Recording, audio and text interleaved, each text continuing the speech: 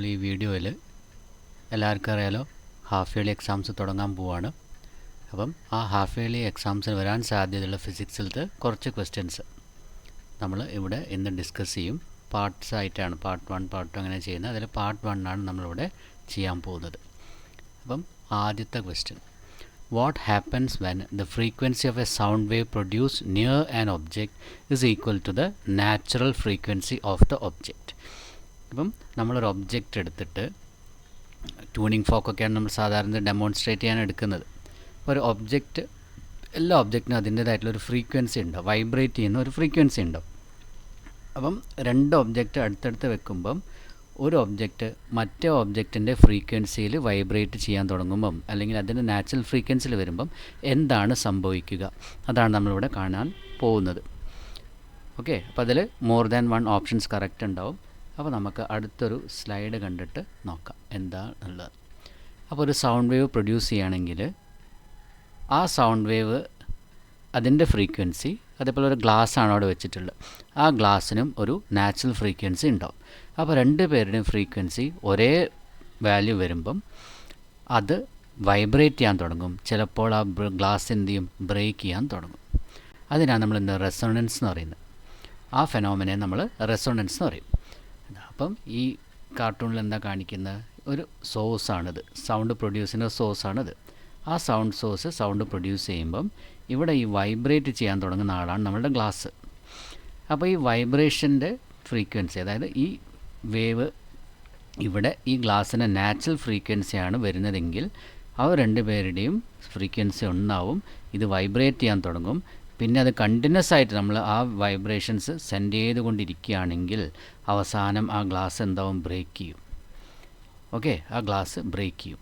ഇതിനാണ് നമ്മൾ എന്ത് പറയുന്നത്, റെസൊണൻസ് എന്ന് പറയുന്നത്. Okay, resonance.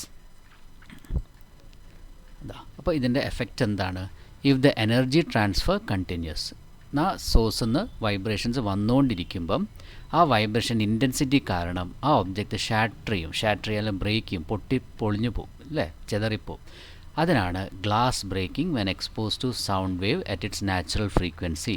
ആ ഗ്ലാസിൻ്റെ ഒരു നാച്ചുറൽ ഫ്രീക്വൻസിയിലാണ് നമ്മളൊരു സൗണ്ട് വേവ് അതിൻ്റെ അടുത്ത് വെക്കുന്നതെങ്കിൽ അത് വൈബ്രേറ്റ് ചെയ്യും. വൈബ്രേറ്റ് ചെയ്ത് കഴിഞ്ഞാൽ നാച്ചുറൽ ഫ്രീക്വൻസി ആണെങ്കിൽ അത് പൊട്ടിപ്പോവും, ബ്രേക്ക് ആയി പോവും. ഓക്കെ, ഇനി നമുക്ക് ക്വസ്റ്റ്യനിലേക്ക് തിരിച്ചു പോവാം. എന്നിട്ട് അവിടെ ഏതാ ഓപ്ഷൻ നോക്കാം. ഓക്കെ, അപ്പം ഫസ്റ്റ് ഓപ്ഷൻ ഇവിടെ എന്താ തന്നത്, ഒബ്ജക്റ്റ് വൈബ്രേറ്റ്സ്. ഒബ്ജക്റ്റ് വൈബ്രേറ്റ് ചെയ്യുന്നു തന്നത്, അത് നമ്മൾ കണ്ടില്ല നേരത്തെ. ഒബ്ജക്റ്റ് എന്തായാലും വൈബ്രേറ്റ് ചെയ്യും. Object reflects the sound wave, അതില്ല. ഒബ്ജക്റ്റ് സൗണ്ട് വേവിനെ റിഫ്ലക്റ്റ് ചെയ്യുന്നില്ല. ഒബ്ജക്റ്റ് ഈസ് ഇൻ റെസൊണൻസ്, അത് നമ്മൾ കണ്ടതല്ലേ. റെസൊണൻസ് പറഞ്ഞാൽ എന്താ, രണ്ടിൻ്റെയും ഫ്രീക്വൻസി ഈക്വൽ ആവുക, വൈബ്രേറ്റ് ചെയ്യാൻ തുടങ്ങുക. അപ്പം ഒബ്ജക്റ്റ് ഈസ് ഇൻ റെസൊണൻസ്, രണ്ട് പേരും റെസൊണൻസിലായി. Object produce a different frequency, അതില്ല, അല്ലേ. അപ്പോൾ ഇത് രണ്ടും വരുന്നില്ല.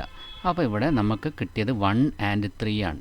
അങ്ങനെ ഒരു ഓപ്ഷൻ ഇവിടെ ഇല്ലേ, ഓപ്ഷൻ ബി ശരിയല്ലേ, 1 and 3. അപ്പം രണ്ട് പേര് വൈബ്രേറ്റ് ചെയ്യുമ്പം നമുക്കവിടെ റെസൊണൻസ് പറഞ്ഞ എഫക്റ്റാണ് കാണുന്നത്. ക്ലിയർ ആയല്ലോ. Okay, second question. ഇത് അസേർഷൻ ആൻഡ് റീസൺ എന്ന് പറയുന്ന ഗ്രൂപ്പിൽ വരുന്ന ക്വസ്റ്റ്യൻസ് ആണ്. അവിടെ നിങ്ങൾക്കൊരു സ്റ്റേറ്റ്മെൻറ്റ് തരും, അതിനൊരു കാരണം, റീസണും തരും. നിങ്ങൾ ആ രണ്ട് കാര്യം ശ്രദ്ധിച്ച് വായിക്കുക. ഓക്കെ, ശ്രദ്ധിച്ച് വായിക്കുക. ചിലപ്പോൾ രണ്ടും കറക്റ്റായിരിക്കും, ചിലത് ഒന്ന് കറക്റ്റ് ഒന്ന് റോങ് ആയിരിക്കും, ചിലത് ഒരു റീസൺ കറക്റ്റായിട്ട് ആ സ്റ്റേറ്റ്മെൻറ്റ് കാരണം നമുക്ക് പറഞ്ഞുതരും. അതേതാണ് നമ്മൾ കണ്ടുപിടിക്കണം. അങ്ങനെ 4 ഓപ്ഷൻസ് ഉണ്ടാവും. ആദ്യത്തെ ഓപ്ഷൻ എന്താ, ബോത്ത് സ്റ്റേറ്റ്മെൻറ്റ്സ് ആൻഡ് റീസൺ കറക്റ്റാണ്, അല്ലേ, രണ്ടും കറക്റ്റാണ്. റീസൺ കറക്റ്റായിട്ട് നമുക്ക് ആ സ്റ്റേറ്റ്മെൻറ്റ് എന്താണെന്ന് എക്സ്പ്ലെയിൻ ചെയ്യുന്നുണ്ട്, അതാണ് ഓപ്ഷൻ എ. ഓപ്ഷൻ ബി എന്ന് പറഞ്ഞു കഴിഞ്ഞാൽ സ്റ്റേറ്റ്മെൻറ്റും റീസണും കറക്റ്റ് തന്നെയാണ്, പക്ഷേ റീസൺ കറക്റ്റായിട്ട് നമുക്ക് ആ സ്റ്റേറ്റ്മെൻറ്റ് എന്താണ് എക്സ്പ്ലെയിൻ ചെയ്യുന്നില്ല. രണ്ടും കറക്റ്റാണ്, പക്ഷേ കറക്റ്റ് എക്സ്പ്ലനേഷൻ അല്ല. സി ഓപ്ഷൻ എന്താ, സ്റ്റേറ്റ്മെൻറ്റ്സ് കറക്റ്റാണ്, പക്ഷേ റീസൺ ഇൻകറക്റ്റാണ്. ഡി, സ്റ്റേറ്റ്മെൻറ്റ് ഇൻകറക്റ്റാണ്, റീസൺ കറക്റ്റാണ്. അപ്പോൾ നമ്മളിത് ശരിക്കും വായിച്ച് മനസ്സിലാക്കിയ ശേഷം മാത്രമേ ഇത് അറ്റംപ്റ്റ് ചെയ്യാൻ പാടുള്ളൂ. അതിൽ നിങ്ങൾക്ക് തിയറിയിൽ നല്ല ബേസ് ഉണ്ടായിരിക്കണം. ഓക്കെ, വെറുതെ ഗസ് വർക്ക് പാടില്ല. ശരിക്കും മനസ്സിലാക്കിയിട്ട് നിങ്ങൾ എന്ത് ചെയ്യുക, ആൻസർ ചെയ്യുക. അപ്പോൾ ഫസ്റ്റ് എന്താ, മയോപ്പിയ, ഷോർട്ട് സൈറ്റഡ്നെസ്. ഇത് നമുക്കൊരു കോൺകേവ് ലെൻസ് വെച്ചിട്ട് കറക്റ്റ് ചെയ്യാമെന്നാണ് സ്റ്റേറ്റ്മെൻറ്റ് പറയുന്നത്. അപ്പോൾ അതിൻ്റെ റീസൺ എന്താ, വായിച്ച് നോക്കാം. കോൺകേവ് ലെൻസസിനൊരു പ്രത്യേകത ഉണ്ട്, ഡൈവേർജ് ചെയ്യാന്ന് പറയും, അല്ലേ. Diverge light race and focus on the retina. Diverge ചെയ്യാൻ പറഞ്ഞാൽ നമ്മൾ കോൺകേവ് ലെൻസിൽ എന്താ ചെയ്യുന്നത്, നമുക്ക് പുറമേ നിന്നുള്ള ഇമേജ് ഒരു പോയിന്റിലേക്ക് വരുത്താണ് ചെയ്യുന്നത് അല്ലേ. നാച്ചുറലി അത് വന്നിട്ട് ഒരു പോയിന്റിൽ വന്ന് കൂട്ടി മുട്ടല്ല ചെയ്യുന്നത്, പക്ഷേ അതിനെ നമ്മൾ എക്സ്റ്റെൻഡ് ചെയ്തിട്ട് ഒരു ലൈനിലേക്ക് വരുത്താണ്. അതാണ് ഡൈവേർജ് എന്ന് പറയുന്നത്. അപ്പോൾ ഡൈവേർജിങ് ലെൻസ് ആയതുകൊണ്ടാണ് നമുക്ക് മയോപ്പിയയ്ക്ക് അത് കറക്റ്റ് ചെയ്യാൻ സഹായിക്കുന്നതാണ് റീസൺ പറയുന്നത്. അങ്ങനെയാണെങ്കിൽ ഇതിൽ ഏതായിരിക്കും കറക്റ്റ് എന്നാണ് നമ്മളുടെ ചോദ്യം. അപ്പം ശരിക്കും ഇവിടെ പറയുകയാണെങ്കിൽ സ്റ്റേറ്റ്മെൻറ്റും കറക്റ്റാണ്, റീസണും കറക്റ്റ് തന്നെയാണ്.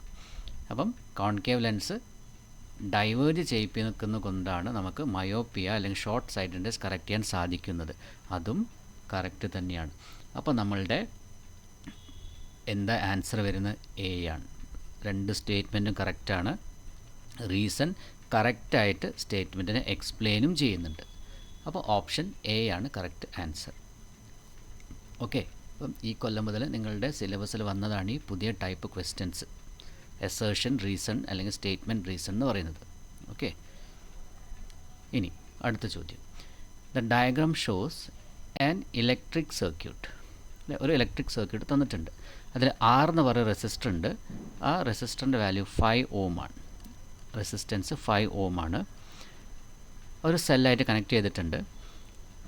നിങ്ങൾക്ക് കണ്ടുപിടിക്കാൻ പറഞ്ഞത് 10 സെക്കൻഡിൽ ഈ 5 ohm റെസിസ്റ്ററിനെ കണക്ട് ചെയ്യുമ്പം ആ സർക്യൂട്ടിൻ്റെ അകത്ത് എത്ര ഹീറ്റ് പ്രൊഡ്യൂസ് ചെയ്യും, എത്ര ഹീറ്റ് ജനറേറ്റ് ചെയ്യുമെന്നാണ് ചോദിച്ചത്. അപ്പോൾ നമ്മൾ ഒരു ഇക്വേഷൻ പഠിച്ചിരുന്നു. H = I²RT എന്ന് പറയുന്ന ഒരു ഇക്വേഷൻ പഠിച്ചിട്ടുണ്ട്. I²RT ജൂൾസ് ലോ ഓഫ് ഹീറ്റിങ്ങിൽ വരുന്ന ഇക്വേഷനാണത്. ഇതാണ് നമുക്ക് എന്ത് ചെയ്യേണ്ടത്, ഇവിടെ യൂസ് ചെയ്യുന്നുണ്ട്. അപ്പോൾ നിങ്ങൾക്കിവിടെ ഐൻ്റെ വാല്യൂ, കറണ്ട് എത്ര പാസ് ചെയ്യാൻ തന്നിട്ടുണ്ട്, അത് എത്രയാണ്? 2 ആംപിയർ ആണ്. അപ്പോൾ ഇത് നമ്മൾ ഈ ഇക്വേഷനിലേക്ക് സബ്സ്റ്റിറ്റ്യൂട്ട് ചെയ്ത് കഴിഞ്ഞാൽ നമ്മളുടെ ആൻസർ കിട്ടി. ഐ എത്രയാണ്? 2 ആണ്. അപ്പോൾ 2² ഇൻറ്റു റെസിസ്റ്റൻസ് എത്രയാണ്? 5 ohm ഇൻറ്റു അതിൻ്റെ സമയം 10 സെക്കൻഡ്സ് ആണ്. അപ്പോൾ 2 2s are 4, 4 ഇൻറ്റു 5 ഇൻറ്റു 10 അല്ലേ. 5 4s are 20, 20 ഇൻറ്റു 10 200 ജൂൾസ് ആണ് അവിടെ എന്തുണ്ടാവുന്നത്, ഹീറ്റ് പ്രൊഡ്യൂസ് ചെയ്യുന്നത്. 200 ജൂൾസ്. ഓക്കെ. ഓപ്ഷൻ തന്നിട്ടുണ്ട്, നമ്മളിപ്പം കണ്ടുപിടിച്ചു. അതിൽ ഓപ്ഷൻ എത്രയാണ്? ബി ആണ്. ഓക്കെ. 200 ജൂൾസ്. അടുത്ത ചോദ്യം മാച്ച് ദ ഫോളോയിങ് ആണ്. മാച്ച് ദ ഫോളോയിങ് ചെയ്തിട്ട് നമുക്കിവിടെ ഇതിൽ ഏതാണ് കറക്റ്റ് ഓപ്ഷൻസ് നോക്കണം. അപ്പം A C generator. A C ജനറേറ്ററിൻ്റെ പ്രത്യേകത നമ്മൾ പഠിച്ചിട്ടുണ്ട് അല്ലേ. എ സി ജനറേറ്ററിൽ കാണുന്ന പ്രധാനപ്പെട്ട ഒരു പാർട്ടാണ് നമ്മളുടെ സ്ലിപ്പ് റിങ്സ് എന്ന് പറയുന്നത്. സ്ലിപ്പ് റിങ്സ് അല്ലേ. ഇതേതാ? എ സി ജനറേറ്ററിൽ കാണുന്ന പാർട്ടാണ് സ്ലിപ്പ് റിങ്സ്. പിന്നെ വരുന്നത് ഡി സി ജനറേറ്റർ. നമുക്കറിയാം, ഡി സി ജനറേറ്ററിൽ സ്ലിപ്പ് റിങ്ങിൻ്റെ പകരം അവിടെ വരുന്നത് സ്പ്ലിറ്റ് റിങ് ആണ്. എക്സ്റ്റേണൽ സർക്യൂട്ടിലേക്ക് കറണ്ട് കൊണ്ടുപോകാൻ വേണ്ടിയിട്ടാണ് ഈ സ്ലിപ്പ് റിങ്സും സ്പ്ലിറ്റ് റിങ്സും യൂസ് ചെയ്യുന്നത്. അതായത് കറണ്ട് കണ്ടിന്യൂസ് ആയിട്ട് കിട്ടിക്കൊണ്ടിരിക്കാൻ അല്ലേ.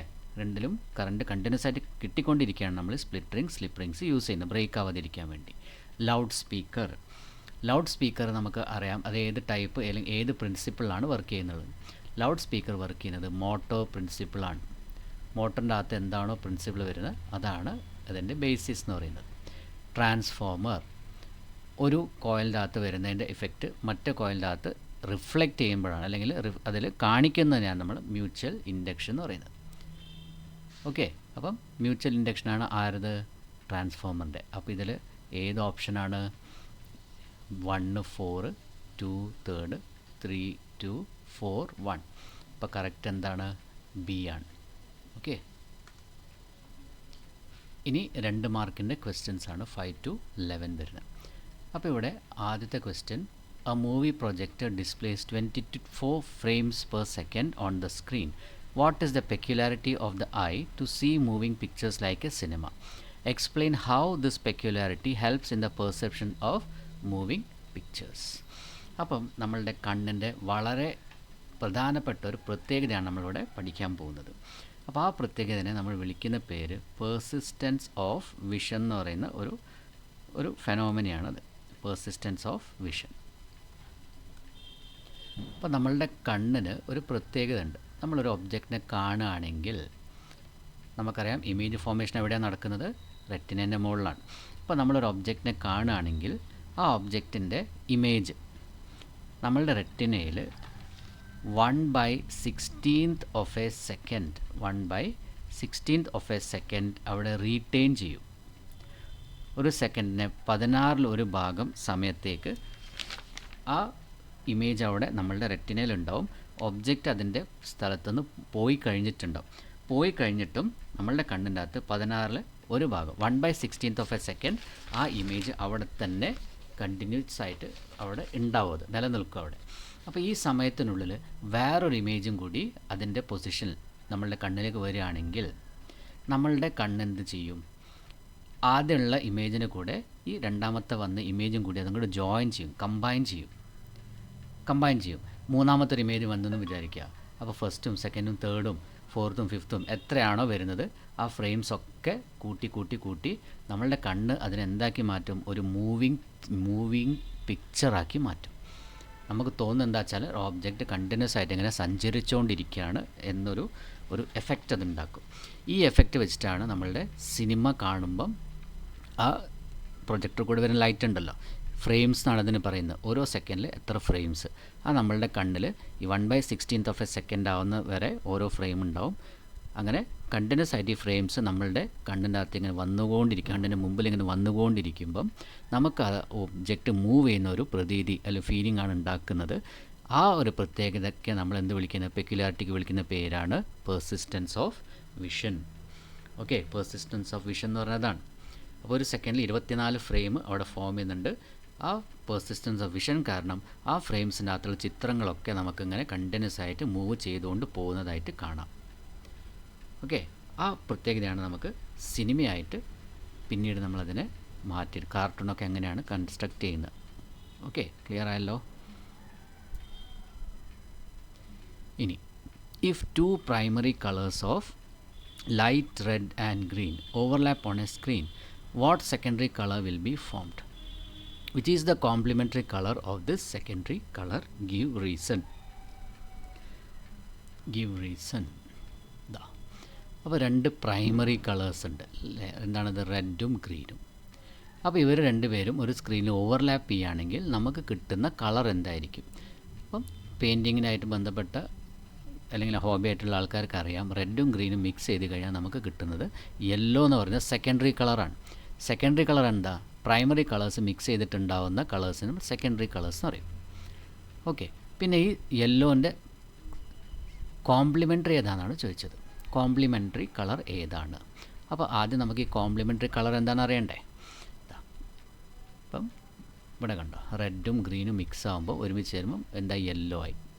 ആ യെല്ലോൻ്റെ കോംപ്ലിമെൻ്ററി കളർ എന്താണ്? കോംപ്ലിമെൻ്ററി കളർ എന്ന് പറഞ്ഞു കഴിഞ്ഞാൽ 2 ഓപ്പോസിറ്റ് തരത്തിലുള്ള കളേഴ്സാണ്. ഇവ 2 പേരും കൂടി ചേർന്ന് കഴിഞ്ഞാൽ ഒന്നെങ്കിൽ ഡാർക്ക് കളേഴ്സ് ആയിരിക്കും ഫോം ചെയ്യുക. ഒരു ഗ്രേ സ്കെയിലുള്ളതോ ബ്ലാക്കോ വൈറ്റോ ഡാർക്കോ വൈറ്റോ കളേഴ്സ് ആയിരിക്കും ഇതിൻ്റെ ഇഫക്റ്റായിട്ട് ഫോം ചെയ്യുന്നത്. അപ്പോൾ എന്താ കോംപ്ലിമെൻ്ററി കളേഴ്സ് എന്ന് പറഞ്ഞു കഴിഞ്ഞാൽ pairs of colours which when combined or mixed cancel each other out. 2 പേരുടെ എക്സ്പ്രഷൻ ക്യാൻസൽ ചെയ്യും. എന്നിട്ട് നമുക്ക് ഗ്രേ സ്കെയിലുള്ള കളറോ വൈറ്റോ ബ്ലാക്കോ ആയിരിക്കും തരുന്നത്. ഓക്കെ, ഇതിനാണ് നമ്മൾ എന്താ പറയുന്നത്? കോംപ്ലിമെൻ്ററി കളേഴ്സ് എന്ന് പറയുന്നത്. അപ്പോൾ യെല്ലോൻ്റെ കോംപ്ലിമെൻ്ററി ഏതാണെന്ന് ചോദിച്ചു കഴിഞ്ഞാൽ ബ്ലൂ ആണ്. യെല്ലോൻ്റെ കോംപ്ലിമെൻ്ററി കളർ എന്താണ്? ബ്ലൂ ആണ്. ഈ യെല്ലോവും ബ്ലൂവും കൂടി മിക്സ് ചെയ്ത് കഴിഞ്ഞാൽ നമുക്ക് ഗ്രേ സ്കെയിലുള്ള ഒരു ഡാർക്ക് കളറായിരിക്കും കിട്ടുന്നത്, ഓൾമോസ്റ്റ് ബ്ലാക്ക് കളർ. അപ്പം ഇതെല്ലാവർക്കും ക്ലിയർ ആയെന്ന് വിചാരിക്കുന്നു. ഇനി ബാക്കി ക്വസ്റ്റ്യൻ നമ്മൾ അടുത്ത വീഡിയോയിൽ ചെയ്യുന്നതായിരിക്കും.